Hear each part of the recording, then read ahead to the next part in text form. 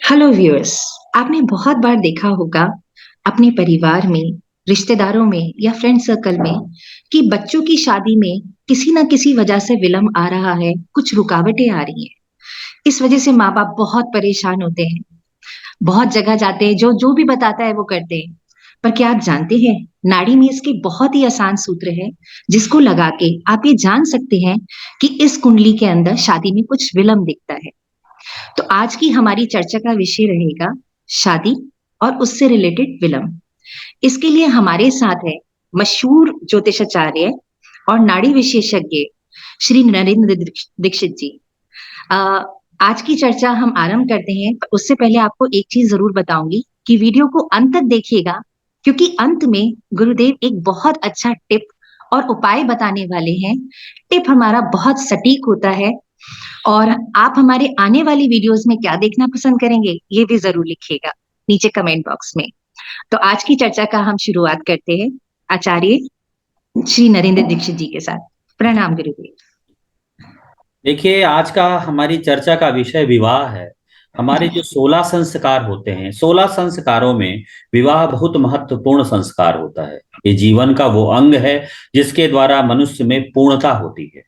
क्योंकि हम मनुष्य हमारे जीवन में, हमारे ऋषियों ने कहा कि विवाह के लिए, विवाह के डिनायल, विवाह के विलंब से विवाह के योग उन्होंने बताए और विवाह न होने के भी योग बताए। हमारी जी नाड़ी ज्योतिष में, प्राचीन ऋषि परंपरा में, पहले विवाह न होने के योगों पर चर्चा करूंगा, फिर विलंब से विवाह के योगों पर चर्चा करेंगे, उसके बाद उपाय बताएंगे। जी तो विवाह का ना होना, सबसे पहले आपको ये पता होना चाहिए। बहुत बार हमारे जो युवा ज्योतिषी हैं, जो काफी साल से प्रैक्टिस कर रहे हैं, इस बिंदु पर नहीं पहुंच पाते हैं कि विवाह होगा कि नहीं होगा। 40 जी वर्ष हो गया, 45 वर्ष हो गया, उसके बाद भी कई बार कहते हैं कि 50 साल के बाद विवाह का, मैरिज का योग योग है। बट ऐसा नहीं। कम से कम यदि आपको ये कंफर्म हो जाए कि विवाह का योग होगा है कि नहीं है, विवाह का प्रॉमिस है कि नहीं है। यदि विवाह जी का प्रॉमिस नहीं है तो उसके लिए, उसके जीवन को किस तरफ ले जाना है, कैसे उसके जीवन को सुख में बनाना है, उसका एक अलग सिद्धांत है। यदि विवाह का योग है, विलंब का है, प्रॉमिस है, तो किस तरह हमें क्या उपाय करने हैं कि प्रॉमिस ठीक हो जाए। सबसे जी पहले नाड़ी ज्योतिष में देखिए, भृगुनंदी नाड़ी में भावों के विषय में चर्चा नहीं की गई, लेकिन बृहत नाड़ी में और अन्य नाड़ी ग्रंथों में, अगस्त्य नाड़ी में, कई नाड़ी ग्रंथों में नाड़ी के साथ भाव की भी चर्चा की गई है। तो प्रश्न मेरा भृगुनंदी नाड़ी के आधार पर बोलना नहीं है। मैं भृगु नाड़ी, अगस्त नाड़ी और बृहत नाड़ी के आधार पर आपको, जो मैंने अपने जीवन में महत्वपूर्ण सूत्र पाए हैं, वो आपको बताता हूं। सबसे जी पहले, विवाह का जो कारक है सप्तम भाव। आप इनको विवाह न होने के अगर आपको जानना है तो आप पहला योग ये देखिए कि सप्तम भाव विवाह का कारक होता है। जी सातवां भाव विवाह का होता है, जीवन साथी का होता है, गृहस्थी का होता है। दसम से दसम व्यापार का, दसम से दसम होने के कारण कर्म का, कर्म क्षेत्र होता है, व्यापार का होता है, और लग्न से दूर होने के कारण विदेश का होता है।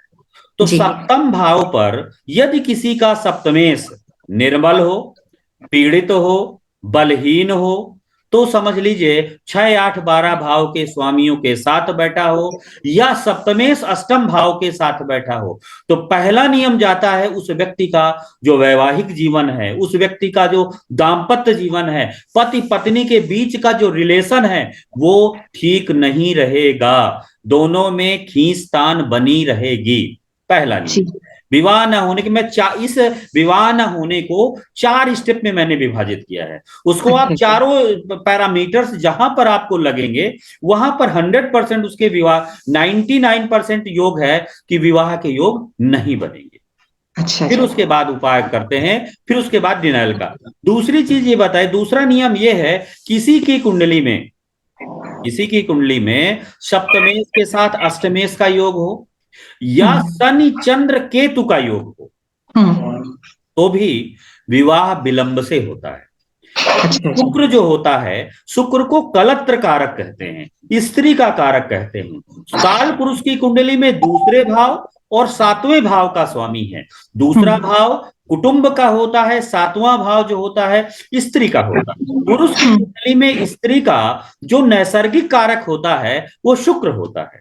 तो शुक्र महालक्ष्मी का प्रतीक होता है। शुक्र को सांझ का तारा, भोर का तारा कहते हैं। शुक्र ऐश्वर्यवान होता है। इस संसार के जितने भी भोग विलास लग्जरीज आइटम है वो सब शुक्र के अंतर्गत आते हैं और शुक्र ही जीवन रक्षक होता है।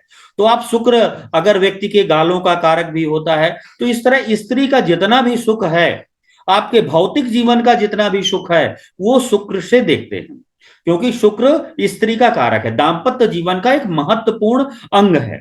तो शुक्र को देखने के लिए आपको स्त्री की कुंडली में शुक्र पीड़ित नहीं होना चाहिए। यदि शुक्र कर्क राशि में बैठा है, चंद्रमा और केतु के साथ बैठा है, या शुक्र अष्टमेश के साथ और केतु के साथ बैठा हुआ है, या शनि केतु के साथ बैठा हुआ है, तो विवाह में विलंब होगा। अब ये दोनों पैरामीटर्स आ गए।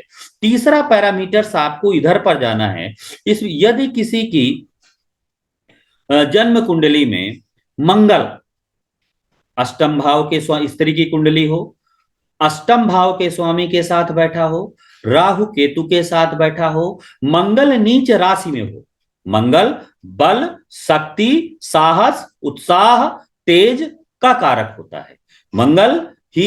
मंगल का जो मित्र होता है वो सूर्य और गुरु होता है। तो मंगल में ऊर्जा होती है। स्त्री की कुंडली में उसका पति है। जिस स्त्री की कुंडली में मंगल कमजोर होता है उस स्त्री के जीवन में मंगल होता ही नहीं, चीजें होती ही नहीं। स्त्री का जितना भी मासिक चक्र है, स्त्री के जीवन की जितनी भी मांगलिक चीजें हैं वो मंगल पर आधारित है, और मंगल ही उसका हमारी नाड़ी ज्योतिष में पति कारक माना गया है। अब ये देखिए, अगर मंगल कमजोर हो गया, जिस स्त्री का विवाह नहीं हुआ, तो उस स्त्री के जीवन में काफी परेशानियां होती हैं। उसके जीवन में जो प्रसन्नता का स्तर है वो कम होता है। उसका जीवन भोग से छोड़ करके उसका जीवन आध्यात्मिकी पथ पर चला जाता है। तो मंगल स्त्री के लिए भौतिक जीवन में उसको पूर्ण मातृत्व सुख देने के लिए भी मंगल बहुत महत्वपूर्ण है। तो मंगल ही उसका पति है। तो अगर स्त्री की इस कुंडली में मंगल नीच राशि का बैठा हो, लड़की की कुंडली हो, मंगल नीच राशि का बैठा हो, 6, 8, 12 भाव के स्वामियों के साथ बैठा हो, राहु या केतु के साथ बैठा हो, बड़ा मुश्किल हो जाता है कि विवाह होने में। अब ये तीनों पैरामीटर आ गए। अब देखिए, शुक्र के साथ चंद्र और राहु, शुक्र का संबंध यदि शनि चंद्र राहु के साथ हो और शुक्र वृश्चिक राशि में बैठा हुआ हो, वृश्चिक राशि में बैठा हो और उसका संबंध चंद्रमा से हो, राहु से हो या केतु से हो, बुध से हो, तो भी स्थिति बहुत खराब हो जाती है, विवाह में परेशानी आती है। ये आप ये समझ लीजिए, अगर किसी स्त्री या पुरुष की कुंडली में संयुक्त रूप से समरी में कहूं, 7th हाउस का लॉर्ड, सप्तम भाव का स्वामी, सप्तमेश और सप्तम भाव के कारक शुक्र और मंगल, हाँ जी, अगर ये दोनों स्त्री की कुंडली में उसके पति का कारक मंगल है और पुरुष की कुंडली में पत्नी का कारक शुक्र, ये चीजें अगर कमजोर हैं, बलहीन हैं, पीड़ित हैं, ऐसे पुरुष का विवाह नहीं होता 90% मामलों में। 10% परमात्मा पर, क्योंकि ज्योतिष हमारा अनुमान प्रमाण है। अनुमान का मतलब यत्र यत्र धूमो तत्र तत्र अग्नि, जहां जहां धुआं होगा वहीं वहीं अग्नि होगी, ये अनुमान है। सत्य को जानने के लिए प्रत्यक्ष अनुमान उपमान प्रमाण होते हैं। तो ये अनुमान प्रमाण है कि जहां जहां धुआं है वहां वहां अग्नि है, जहां जहां ये योग होगा वहां वहां विवाह का प्रॉमिस नहीं देखने को मिलेगा। अगर इनमें से पैरामीटर्स 1-2 लगते हैं, जैसे शुक्र स्त्री की कुंडली है, शुक्र राहु के साथ बैठा हो, शुक्र केतु के साथ बैठा हो, तो समझ लीजिए उस स्त्री की कुंडली में शुक्र शनि के साथ बैठा हो, विवाह विलंब से होता है, विवाह में विलंब आना। हाँ, पुरुष की कुंडली में अगर मान लीजिए कई बार पुरुष बहुत प्रयास करते हैं, विवाह नहीं हो पाता है, तो उसका देखिए शुक्र नीच राशि का बैठा होगा, 6, 8, 12 भाव में बैठा होगा और शुक्र पर चंद्रमा केतु जैसे ग्रहों का प्रभाव होगा। शुक्र अच्छा। सबसे ज्यादा अगर परेशान होता है तो वो केतु से होता है, क्योंकि शुक्र भगवान शिव का उपासक होता है, वो विष्णु भगवान से बहुत ज्यादा शत्रुता करता है। तो अच्छा। केतु की वजह से, वो नारायण का भक्त है ना केतु, इसकी वजह से शुक्र ज्यादा परेशान होता है। तो स्त्री की कुंडली में, पुरुष की कुंडली में शुक्र चंद्र केतु का योग हो, 6 8 12 भाव के स्वामी के साथ बैठा हो, तब जाकर के उसके विवाह के होने की संभावना 90% नहीं होगी। जी। तो इस तरह आप पुरुष की मंगल मंगल को पुरुष की कुंडली में वर के रूप में देखना है। भाई एक बार ही व्यक्ति दूल्हा बनता है, वर बनता है। अब वर को कैसे देखेंगे? वर मंगल है, मंगल से वर को देखते हैं। इसलिए कि वर मंगल है तो मंगल और शुक्र भी देखना जरूरी होता है। इस प्रकार हम डिनाइल मैरिज, इस प्रकार हम जान सकते हैं कि व्यक्ति में विवाह का प्रॉमिस नहीं है। अब प्रश्न ये उठता है डिनाइल किनका होगा? जिनकी जन्म कुंडली में शुक्र राहु के साथ बैठा हो, शुक्र केतु के साथ बैठा हो, तो विवाह, शुक्र चंद्रमा राहु के साथ बैठा हो, सप्तम भाव पर राहु केतु का प्रभाव हो, सप्तम भाव शत्रु कर्तरी पाप कर्तरी में बैठा, सप्तम भाव शत्रु कर्तरी पाप कर्तरी योग में हो तो भी विवाह में विलंब होता है। विलंब होगा सर।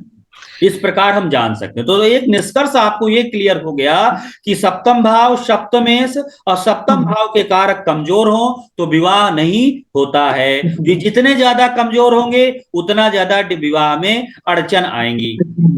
और अक्सर हमने अविवाहित योगों की कुंडली में हमने देखा है, योग लोगों की कुंडली में, कि उनमें शनि चंद्र केतु का योग अक्सर देखा गया है। शनि क्या है? अध्यात्म का कारक होता है, और चंद्रमा के साथ जब केतु हो जाता है, चंद्रमा मन का कारक होता है, केतु साधु सन्यासी होता है। व्यक्ति के जीवन में एक प्रकार का सन्यास योग आ जाता है। ये जरूरी नहीं कि जब हम साधु संत बनेंगे तब सन्यास हो, ग्रहों से भी सन्यास हो जाता है कि आपको भौतिक जीवन के सुख के लिए जितनी बार आप प्रयास करोगे उतने ही वो सुख आपसे दूर होते चले जाएंगे। जी। ठीक है, ये आपका ये क्लियर हो गया। अब आप, अगर आपके पास कुछ कुंडली हो तो मैं आपसे वही कहने जा रही हूँ। मैं आपको कुंडलियां भेज रही हूँ, आप थोड़ा सा कुंडलियों के माध्यम के बारे से बताएं। हाँ, इसकी प्रमाणिकता सूत्र की मैं बता देता हूँ। जी। ठीक है। हाँ जी, मैंने भेज दी है। हाँ जी, जी, जी।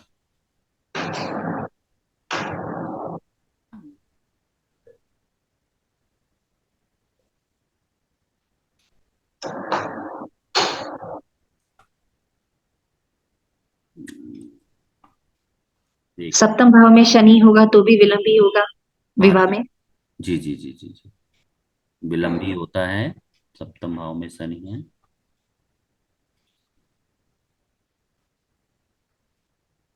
एक मिनट में जरा चेक कर लेता हूँ। जी।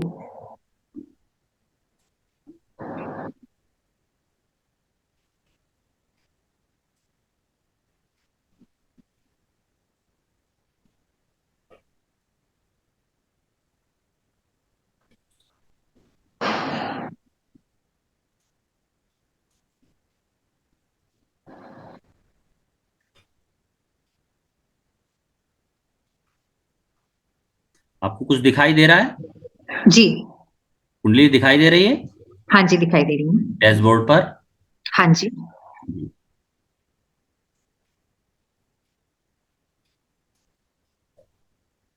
ये कुंडली पर चलते हैं पहले। जी। हाँ, ये पुरुष की कुंडली है। इस पे हमने पहला योग आपको बताया था। पुरुष की कुंडली पर शुक्र स्त्री का कारक होता है। यदि शुक्र नीच राशि का है तो, और 6 8 12 भाव में बैठा है, नीच राशि के 6 8 12 भाव में बैठा है, तो समझ लीजिए विवाह में विलंब होता है। तो पहला कारण देखिए, शुक्र नीच राशि का बैठा है, राहु के साथ संबंध बना रहा है। जी।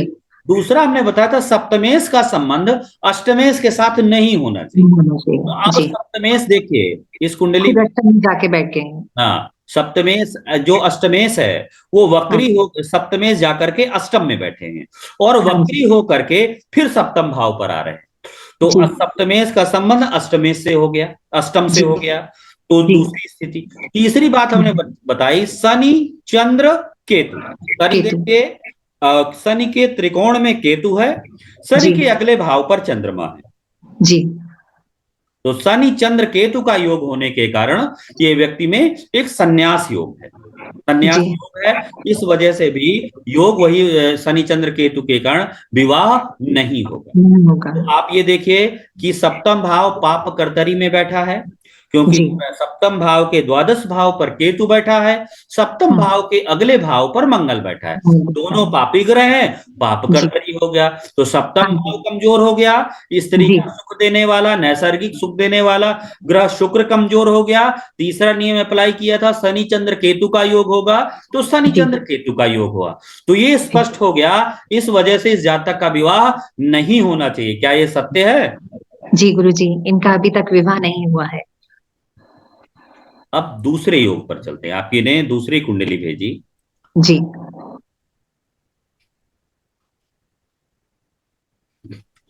अब इसमें देखिए कि सातवें घर के स्वामी का संबंध आठवें घर से नहीं होना चाहिए। हाँ ठीक। जी तो जी सातवें घर का स्वामी इस कुंडली में सेवेंथ हाउस का स्वामी है, वो है बृहस्पति, जुपिटर है। जी और जी उसके बाद मंगल अष्टम भाव का स्वामी है। अब हाँ जी देखिए गुरु के साथ मंगल बैठा हुआ है कहां पर? 11वें भाव में। 11वें भाव पर। और नाड़ी में त्रिकोण दृष्टि होती है। जी त्रिकोण जी दृष्टि होने के कारण ये योग बना, सप्तमेश अष्टमेश का योग बना। दूसरा जी हमने बताया था, शुक्र अगर कर्क राशि में बैठा है तो नीच हाँ से भी कमजोर फल देता है। कर्क राशि शुक्र के लिए बहुत खराब होती है। जी इस वजह से ये योग शुक्र यहां पर कर्क राशि में और भी कमजोर हो जाता है। हो जाता है। वजह शुक्र भी कमजोर हो गया, मंगल के। ठीक है। अब हाँ देखिए जी शनि चंद्र का योग देखिए। जी तो शनि चंद्र दोनों, शनि वक्री होकर के चंद्रमा से संबंध बना रहा है कि नहीं बना रहा? जी बना रहा है। और शनि की सप्तम दृष्टि पर केतु है कि नहीं है? जी राहु है। के अच्छे में भी आ गया। तो शनि हाँ चंद्र जी केतु का योग बना। अब बन गया। सप्तम भाव पर ये देखिए कि अब सप्तम भाव की क्या स्थिति है। सप्तम भाव पर जो स्थिति है वो मंगल की पाप दृष्टि आ गई, जी इसलिए सप्तम भाव भी पीड़ित हो गया। पीड़ित हो गया। इस योग के कारण इसका भी विवाह नहीं हुआ। हाँ नहीं हुआ ये इसका। डिनाइल का, ये विवाह न होने का प्रत्यक्ष योग है। आपको प्रिडिक्शन करते समय इतना संतोष होना चाहिए कुंडली देखकर कि आपके अंतःकरण में आ जाए, कि आपका मन बोले कि नहीं, वास्तव में आपको प्रिडिक्शन करने के बाद संतोष आ जाना चाहिए। मतलब एक जी संदेह नहीं होना चाहिए होगा कि नहीं होगा। अगर जी आपको शास्त्र पर एक पकड़ है, शास्त्र पर एक विहंगम दृष्टि है, जी एक पैनी दृष्टि है, नोकीली दृष्टि है, तो जी तुरंत जान लेंगे आपको प्रिडिक्शन देते समय भी संतोष होगा। और जिस दिन ज्योतिषाचार्य को प्रिडिक्शन देते समय संतोष आ जाए, तो समझ लीजिए अपनी विद्या को वो जान चुका है, उसके जी अंदर संदेह नहीं रह जाए। जैसे कुंडली में देखता हूं, लगभग मैंने 1000 अविवाहित लोगों की कुंडली देखी है, और उस पर अच्छा मुझे ये कंफर्म हो जाता है कि प्रॉमिस नहीं है। मैं बोल अच्छा देता हूँ, मैं कह देता हूं प्रॉमिस नहीं है, लेकिन जी जी डायरेक्ट ना बोल करके इनडायरेक्ट थोड़ा कोशिश करिए। इनडायरेक्ट जी बोल देता हूं, लेकिन उसको जी संकेत कर देता हूं। अगर ना भी हो तो परेशान नहीं हाँ होना, जीवन को एक दूसरे दृष्टिकोण की तरफ ले जाना। हाँ किसी और पहलू को मजबूत करें। हाँ अगर मजबूत। विवाह नहीं हो पा रहा तो किसी और पहलू को मजबूत करें। हाँ ये तो जी क्लियर हो गया ना, ये दोनों जी कुंडलियां।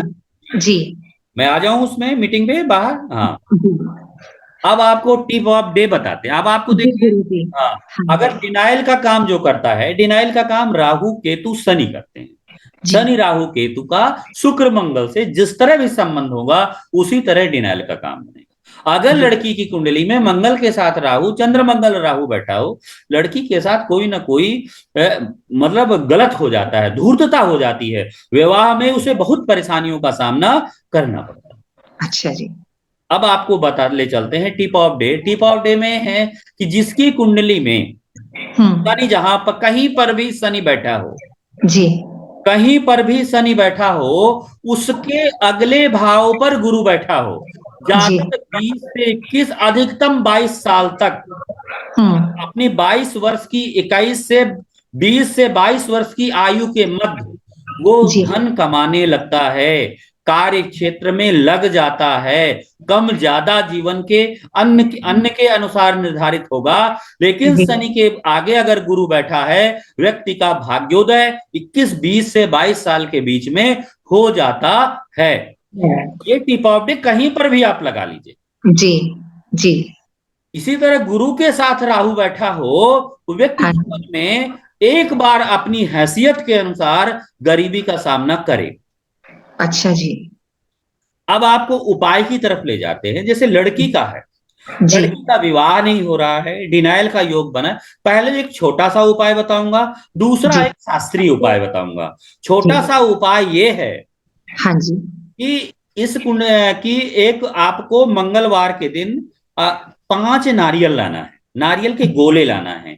उन अच्छा। गोलों को क्या है, थोड़ा सा छेद कर देना है और अच्छा। उसमें चीनी और आटा और घी मिला देना है। अच्छा जी। कोशिश करिए आटे को भूंज लीजिए और अच्छा उसको जी। तीनों को मिला दीजिए, मिला जी करके उसमें भर दीजिए। जी भरने के बाद जिन जिन स्थानों पर, निर्जन स्थानों पर चींटियां रहती हैं जहां पर, जी। वहां पर उसको प्रत्येक एक मंगलवार में एक, इस प्रकार 5 मंगलवार में 5। 5। पहले मंगलवार एक, दूसरे मंगलवार एक, तीसरे मंगलवार एक, चौथे मंगलवार एक, पांचवें मंगलवार एक। तो इस प्रकार 5 आपको गोलों को 5 मंगलवारों में लगा देना है। जी ठीक है, लेकिन जी। हर मंगलवार दिन एक ही गोला लगाएंगे। कुल ठीक है। गोलों की संख्या 5 होगी, ताकि जी किसी को डाउट ना रह जाए। इससे जी। कहेंगे कुछ दिनों के बाद देखेंगे कि मंगल से संबंधित जो पीड़ा है उसमें कमी आएगी और विवाह के योग बनेंगे। नंबर एक, यदि डिनाइल ज्यादा है, हाँ अगर जी। मंगल शनि सप्तम में बैठा है, मकर हाँ। या कुंभ राशि का ना बैठा हो, शनि हाँ सप्तम जी। में बैठा है, राहु केतु सप्तम में बैठे हैं, डिनाइल का योग हम्म। ज्यादा बन रहा है, तो अच्छा। आपको ये काम ये करना है उस परिस्थिति में कि कात्यायनी देवी की पूजा करनी है। जी। कात्यायनी देवी के मंत्र का जप करना है। यदि जन्म कुंडली में शुक्र का संबंध राहु से हो जाए और राहु या केतु से हो जाए और शुक्र का संबंध चंद्र राहु से भी हो जाए, उस समय भी अच्छा। कात्यायनी देवी की पूजा करनी है। यदि जी। शुक्र का संबंध शनि और राहु से हो जाए, हम्म।